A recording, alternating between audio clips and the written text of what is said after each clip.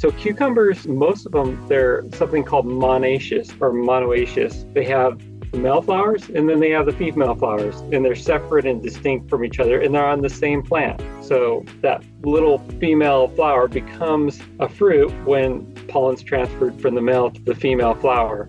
And on monoecious plants, you'll see the male flowers appear first, and they're usually like about 10 or more. They may be there for a week or two before you start to see the female flowers. And sometimes I've heard it said there's about 10 male flowers for every female flower. It's just a general guide for the monoecious cucumber varieties. And so more male flowers than females on a given plant. And how easy is it to tell the difference? I know you mentioned there's a little cucumber under the female version. Is that trained eye has to see that, or can anybody pretty much spot that? Yeah, anybody can. And how you do it is you just keep looking at the flowers, and when you see one that's different, you say, oh, why is it, how is it different? You just see, oh, under there, between the stem and the flower, there's this little fruit. It could be round if it's a round cucumber. It could be long if it's a long cucumber. It just depends. So yeah, but you can tell. You can definitely tell. But a lot of people are really concerned, oh, I don't have any cucumbers. I don't have any cucumbers and I have all these flowers.